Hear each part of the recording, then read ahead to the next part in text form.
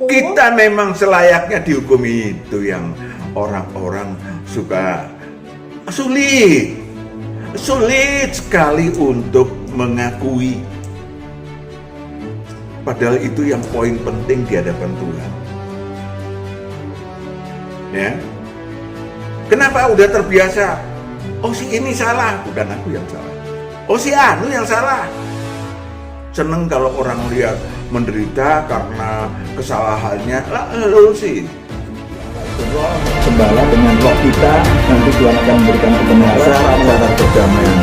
Nama kata lain adalah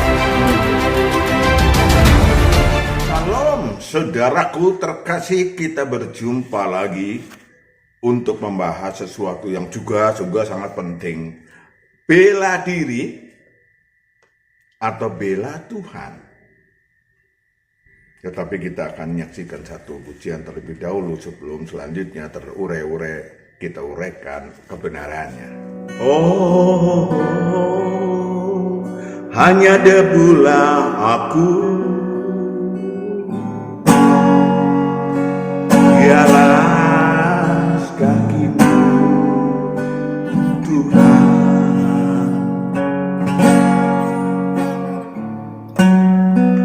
Hauskan titik embun,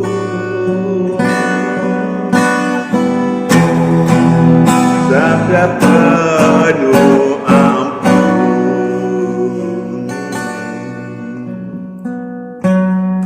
Ampun seribu ampun.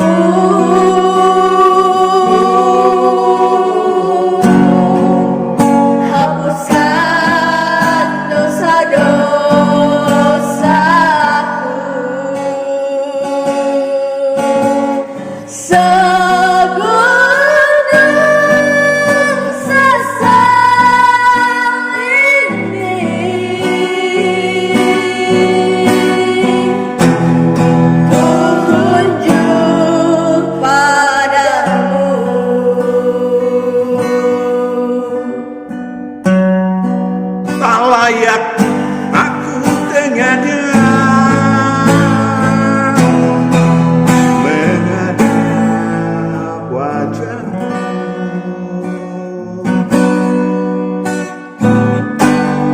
Tak pantas aku menghadap di depan altar-Mu.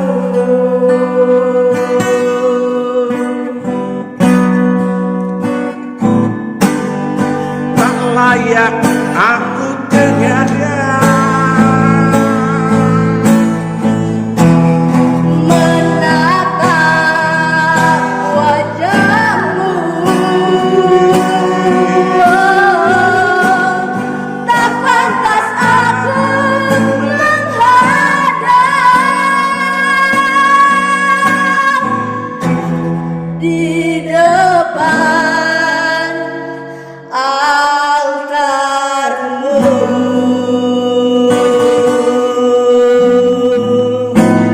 Di depan altar-Mu.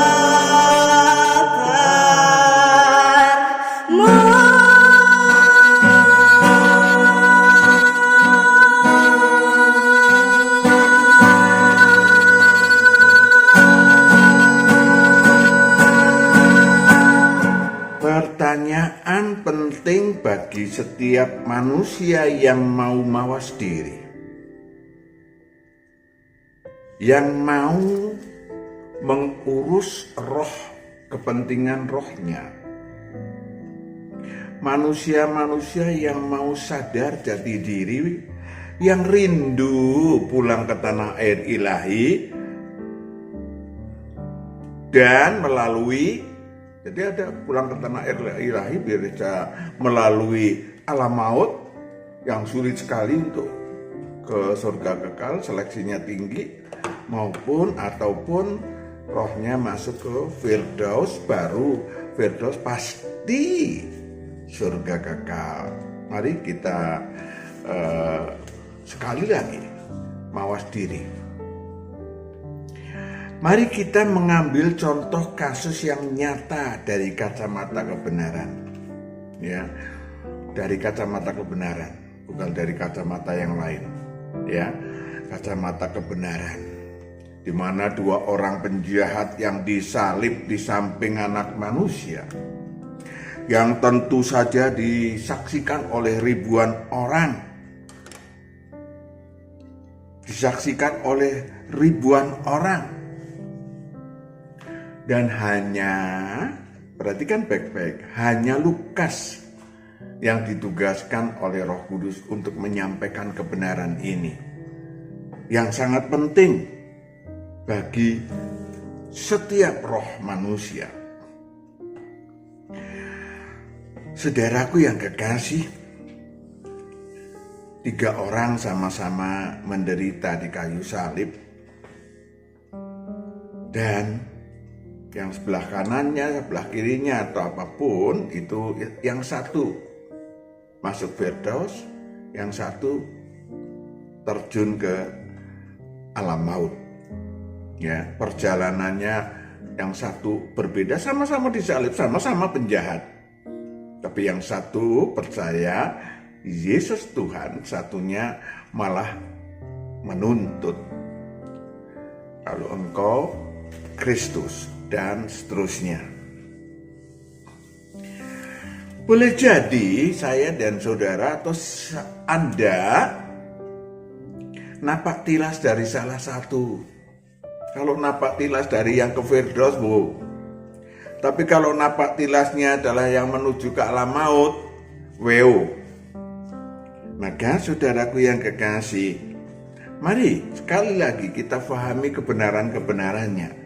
Dan sangat penting sejak dini, supaya kapan saja kita meninggal, kapan saja si manusia, Anda atau saya meninggal dunia, maka rohnya masuk ke Firdaus.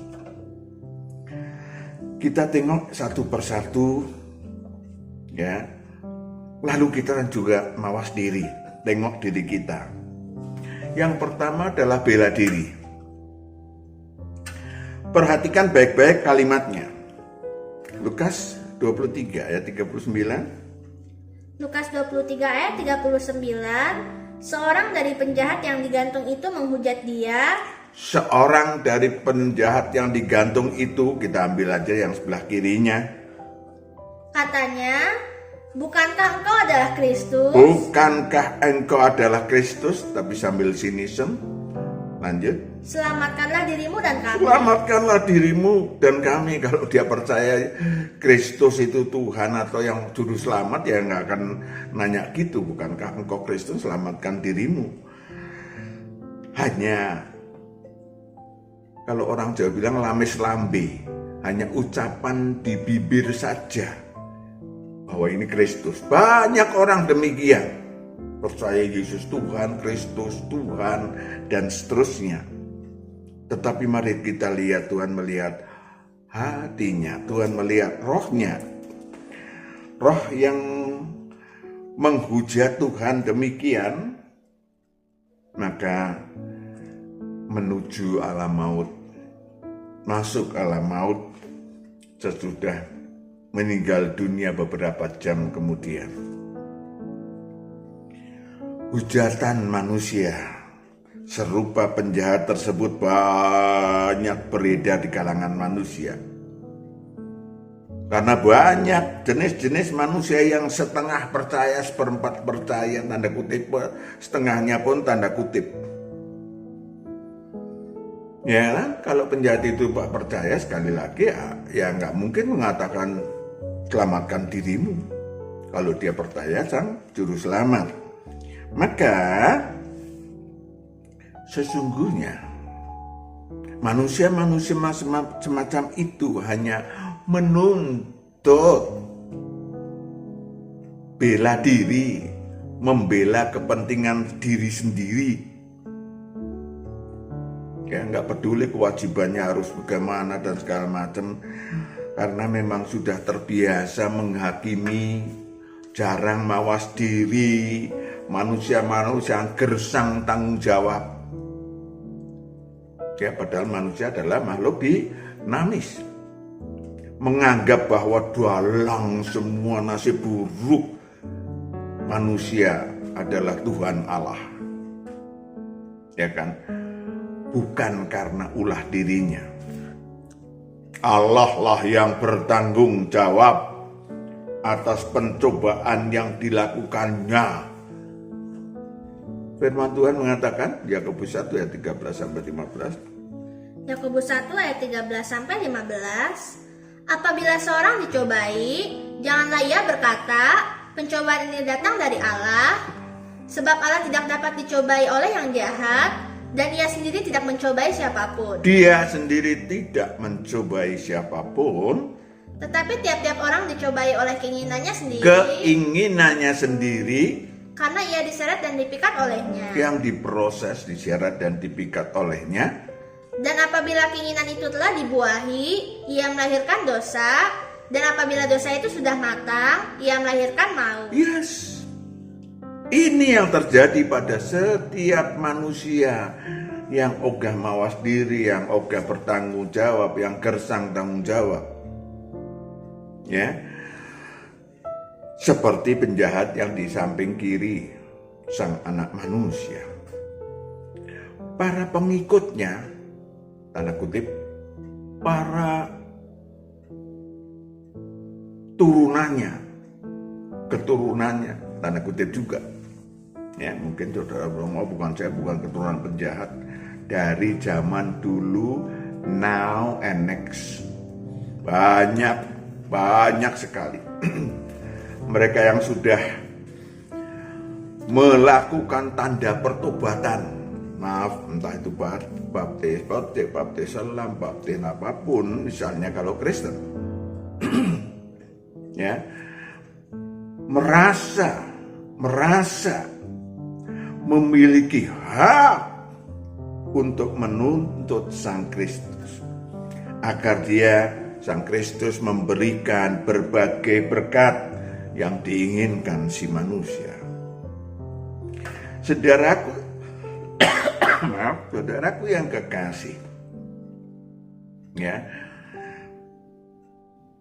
pertanyaan dalam dirinya, buat apa saya bertobat? Saya sudah bertobat loh, kok nasib saya tetap buruk?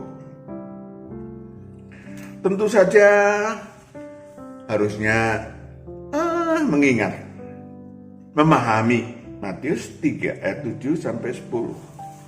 Matius 3 ayat 7-10.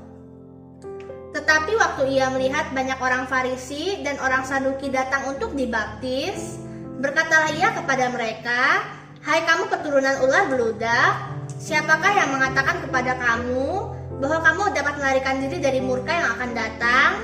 Dapat melarikan diri dari murka yang akan datang. Jadi hasilkanlah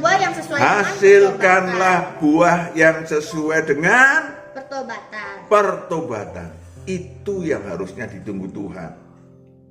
Bukankah diampuni dosanya kalau memang tanda pertobatan? Terus ada tanggung jawabnya. Bukan seperti penjahat yang di samping kiri Tuhan Yesus. Anak manusia. Lanjut. Dan janganlah mengira bahwa kamu dapat berkata dalam hatimu, Abraham adalah bapa kami, karena aku berkata kepadamu, Allah dapat menjadikan anak-anak bagi Abraham dari batu-batu ini. Iya. Jangan saudara bilang, saya kan orang baik, keturunan anu. Enggak ada, saudara. Ya, begitu keturunan yang masih katakanlah nabi atau apa, keturunan itu warisannya ada juga narsen dosa. Ya kan? Saudaraku yang kekasih, saya ingin sampaikan kepada saudara, manusia-manusia dengan jaket seragam religi hanya untuk pembenaran diri dalam membunuh anak manusia. Loh kok Pak? Manusia-manusia yang Kita tengok deh Matius 27 ayat 20 sampai 25. Matius 27 ayat 20 sampai 25. Tetapi oleh hasutan imam-imam, kepala dan tua-tua, orang banyak bertekad untuk meminta. Orang banyak bertekad untuk meminta Supaya Barabas dibebaskan dan Yesus dihukum mati. Wali negeri menjawab dan berkata kepada mereka, "Siapa di antara kedua orang itu yang kamu kehendaki kubebaskan bagimu?" Kata mereka, "Barabas." Barabas. Orang banyak. Lanjut. Kata Pilatus kepada mereka, "Jika begitu, apakah yang harus kuperbuat dengan Yesus yang disebut Kristus?" Mereka semua berseru, "Ia harus disalibkan." Dia harus disalibkan. Itu yang Katanya, terjadi. Padahal banyak yang disembuhkan, banyak yang diusir setannya dari dirinya. Nggak peduli. Nggak peduli. Kalau rombongan ikut nuntut, demo. Nggak ngerti apa yang dilakukan, tapi nggak juga. Dia mengerti kok. Lanjut. tetapi kejahatan apakah yang telah dilakukannya? Kan ditanyain, kejahatan apa yang dilakukannya? Namun mereka makin keras berteriak, Malah makin keras berteriak. Bukan mawas diri. "Ia harus disalibkan." Ya harus disalibkan. Bodoh amat. Ketika Pilatus melihat bahwa segala usaha akan sia-sia, malah sudah mulai timbul kekacauan, ia mengambil air dan membasuh tangannya di hadapan orang banyak dan berkata, "Aku tidak bersalah terhadap darah orang ini, itu urusan kamu sendiri." Jadi Pilatus itu ya cerdik. Oke, silakan. Tanggung sendiri. Ya, dan jawaban dari orang-orang itu, Dan seluruh rakyat itu menjawab, seluruh rakyat itu menjawab, "Biarlah darahnya ditanggungkan atas kami biarlah darahnya ditanggungkan atas kami dan atas anak-anak kami." atas anak-anak kami. Itu yang terjadi, saudara. Kita tidak menghakimi siapapun, tapi itu yang terjadi. Maka saudaraku yang kekasih, ya, kalau saudara memang menyadari hal itu, ya, kita harus memiliki apa yang disebut sebagai pertobatan dan ikut Kristus.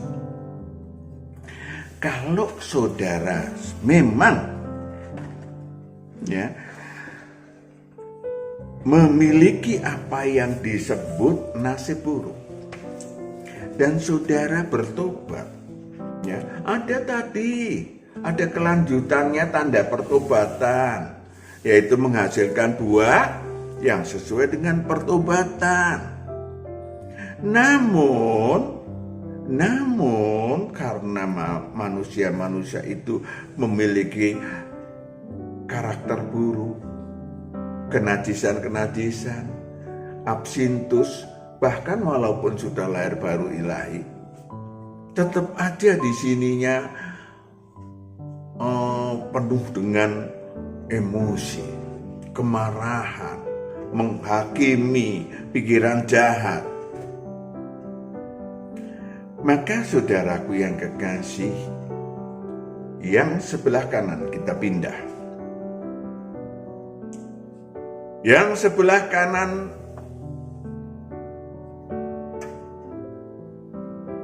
yang penyaliban anak manusia yang disalibkan. Boleh saja sih ada yang mengatakan, "Oh enggak Pak, yang betul itu yang sebelah kanan, si anu namanya ini yang belah." Saya enggak peduli. Kita lagi mencari kebenaran untuk dipakai untuk diri kita. Ya, bukan untuk meletakkan. Karena apa? Karena sebelah kanan dan sebelah kiri itu dari mana? Dari Tuhan Yesus yang disalib, kanannya, kirinya, atau dari kita? Kalau kita yang tidak disalib akan beda lagi. Maka saya katakan, yang bela diri mau atau ataukah yang bela Tuhan? Penjahat yang satunya lagi, perhatikan baik-baik, ya, sama tersiksanya, sama menderitanya di kayu salib, menegurkannya. Ayat 40, Lukas 23 ayat 40. Lukas 23 ayat 40. Tetapi yang seorang menegur dia, katanya, tidakkah engkau takut? Tidakkah engkau takut? Juga tidak kepada Allah? Juga tidak kepada Allah. Sedang engkau menerima hukuman yang sama? Sedang engkau menerima hukuman yang sama. Kita memang selayaknya dihukum. Kita memang selayaknya dihukum. Itu yang orang-orang suka sulit sekali untuk mengakui. Padahal itu yang poin penting di hadapan Tuhan. Ya, kenapa udah terbiasa? Oh, si ini salah, bukan aku yang salah. Oh, si anu yang salah. Seneng kalau orang lihat menderita karena kesalahannya, lah lu sih. Dan tangan ini makin enteng. Tuhan yang salah. Ya kan? Makin enteng ke atas jari-jarinya, Tuhan yang salah. Lanjut. Sebab kita menerima balasan yang setimpal. Sebab kita menerima balasan yang setimpal. Itu lihat tanggung jawabnya. Dengan perbuatan kita. Dengan perbuatan kita. Tampak sekali bahwa penjahat ini benar-benar bertobat. Kalimat-kalimatnya, kata-katanya, kosakatanya, ya mungkin tidak, tangannya nggak bisa. Oh, begini nggak bisa orang disalib. Tetapi sadar bahwa manusia harus takut akan Allah, merupakan manusia yang bertanggung jawab atas perbuatannya. Ya, kita memang selayaknya dihukum, menerima balasan setimpal dengan perbuatan kita. Dan banyak orang mau lahir baru ilahi karena pengen sembuh. Bukan nggak boleh, boleh aja. Begitu lahir baru ilahi, tumpang tangan, mulai mana kok belum sembuh. Besoknya, lusanya, seminggu kemudian kok belum sembuh. Saudaraku yang kekasih, sikap yang demikian, sikap bertanggung jawab, sangat dihargai Allah. Catat itu.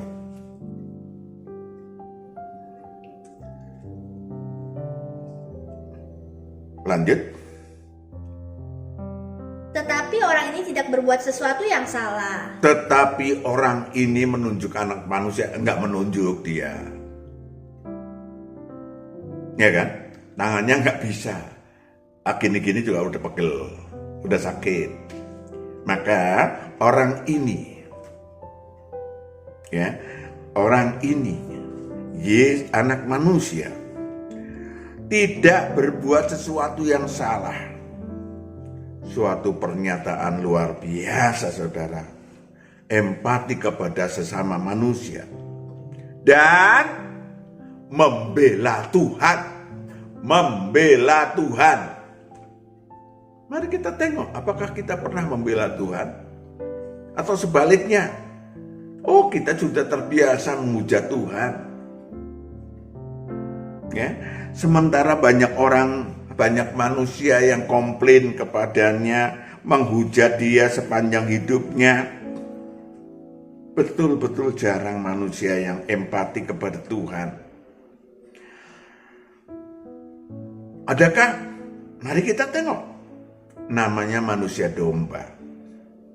Matius 25 ayat 31 sampai 40. Perhatikan baik-baik, saudaraku. Who am I? Who we are. Matius 25 ayat 31 sampai 40. Apabila anak manusia datang dalam kemuliaannya dan semua malaikat bersama-sama dengan dia, maka ia akan bersemayam di atas takhta kemuliaannya Lalu semua bangsa akan dikumpulkan di hadapannya, dan ia akan memisahkan mereka seorang daripada seorang, sama seperti gembala memisahkan Pribadi dan pribadi, lanjut, bukan kelompok ya. Bukan kelompok agama ini, enggak, pribadi lepas pribadi, lanjut. sama seperti gembala memisahkan domba dari kambing, Domba dari kambing, lanjut. dan ia akan menempatkan domba-domba di sebelah kanannya dan kambing-kambing di sebelah kirinya. Dan raja itu akan berkata kepada mereka yang di sebelah kanannya, Mari, hai kamu yang diberkati oleh Hai Bapakku, kamu yang diberkati oleh Bapakku, terimalah kerajaan terimalah kerajaan yang telah disediakan bagimu yang telah disediakan bagimu. sejak dunia dijadikan. Yes. Lanjut. Sebab ketika aku lapar, Ketika aku lapar, kamu memberi aku makan. Ketika aku haus, kamu memberi aku minum. Ketika aku seorang asing, kamu memberi aku tumpangan. Ketika aku telanjang, kamu memberi aku pakaian. Ketika aku sakit, kamu melawat aku. Ketika aku di dalam penjara, kamu mengunjungi aku. bengong. Domba pun bengong. Apalagi kambing. Domba mendengarnya bengong. Kenapa? Lanjut. Maka orang-orang benar itu akan menjawab dia, katanya, Tuhan, bila manakah kami melihat engkau lapar? Udah mengerjakan empati kepada Tuhan melalui manusia lain, tetap aja merendahkan diri. Kapan Tuhan saya melakukan sesuatu untukmu? Lanjut. Dan kami memberi engkau makan, Kapan kami memberi engkau makan atau haus, dan kami memberi engkau minum? Bila manakah kami melihat engkau sebagai orang asing, dan kami memberi engkau tumpangan, atau telanjang, dan kami memberi engkau pakaian? Bila manakah kami melihat engkau sakit atau dalam penjara, dan kami mengunjungi engkau? Dan raja itu akan menjawab mereka, Tidak merasa berbuat. Orang yang ke belah kiri come from being itu beda. Merasa banyak berbuat untuk Tuhan. Ini udah melakukan banyak, tidak merasa.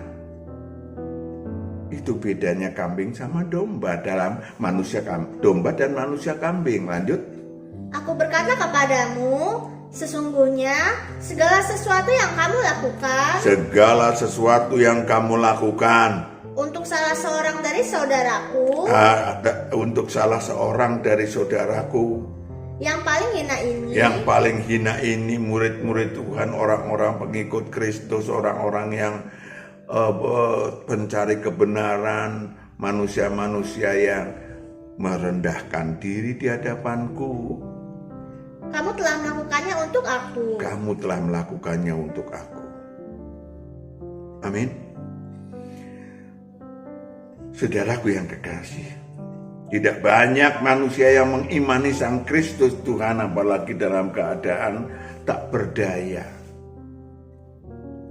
Kembali kepada Lukas 23 ayat 23 ayat 42. Lukas 23 ayat 42. Lalu ia berkata, Yesus, ingatlah akan aku apabila engkau datang sebagai raja. Lucu, bodoh kalau menurut logika orang. Orang sama-sama disalib, sama-sama lemes, sama-sama kesakitan, kok ngomong itu raja. Tetapi saudaraku yang kekasih, yang melihat adalah Roh. Karena terbuka matanya dengan penuh kasih, tanggung jawab. Terbuka mata hatinya. Rohnya yang ngelihat. Maka dikatakan, Yesus, ingatlah akan aku apabila engkau datang sebagai raja. Pertobatan, kasihnya membuat rohnya semakin tercelik. bahwa manusia yang disalib di sampingnya adalah Sang Kristus. Padahal secara logika manusia tersebut sama-sama menderita, sama-sama tak berdaya, tetapi dia bukan melihat tubuh alamiahnya, ya, tetapi melihat terang ilahi dalam diri Sang Kristus. Rohnya nyambung,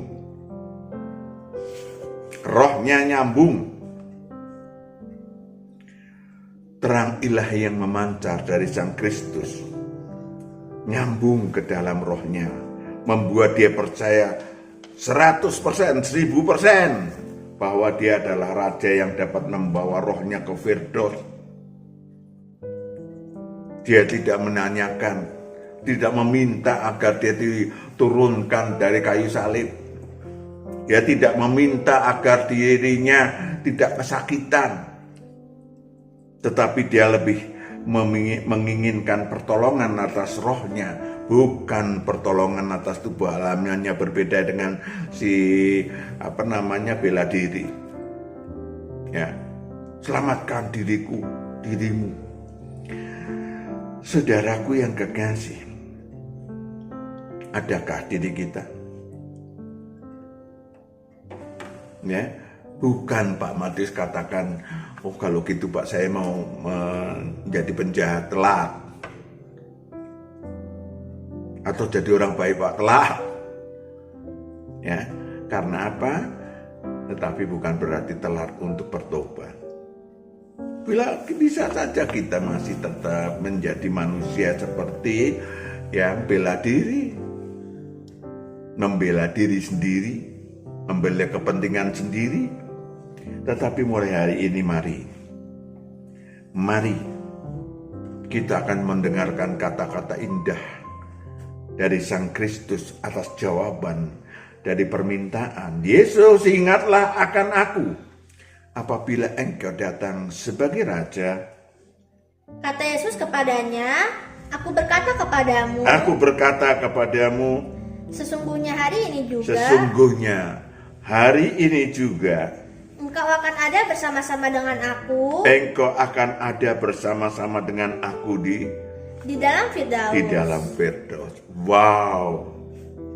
Ya, sang penjahat yang tulus dan rendah hati dan bertanggung jawab serta penuh kasih dan sadar ilahi, rohnya bakal diterima di Firdaus saat hari itu juga.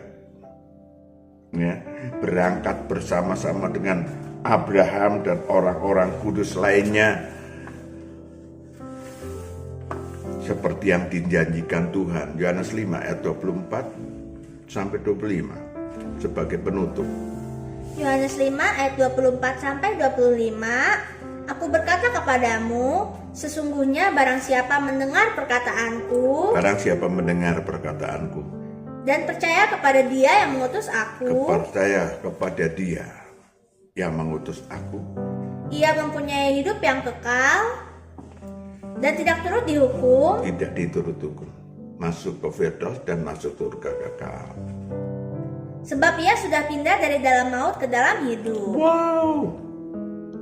Wow. Sesungguhnya pilihan roh manusia, pilihan roh Anda dan saya kelak untuk menghuni alam maut atau Firdaus pasca meninggal. Kita semuanya pasti akan meninggal suatu saat, tergantung diri kita sendiri, tergantung perjuangan diri kita sendiri. Ya, adakah tetap berabsintus, berkarakter buruk, berhobi menghujat Tuhan seperti penjahat pertama tadi, penjahat yang bela diri, ataukah berjuang menderita bersama Sang Kristus Raja, percaya kepadanya dan memperjuangkan rohnya untuk masuk ke Firdaus. Amin. Kita berdoa, hamba serahkan anak-anakmu Bapa yang sudah mendengarkan kebenaran ini. Engkau yang berkati supaya anakmu boleh semakin mengerti, semakin mendekat kepadamu, semakin berada dalam pelukanmu. meteraikan kebenaran itu. Dalam nama Yesus kami telah berdoa minta syukur. Amin. Tuhan berkati. Shalom.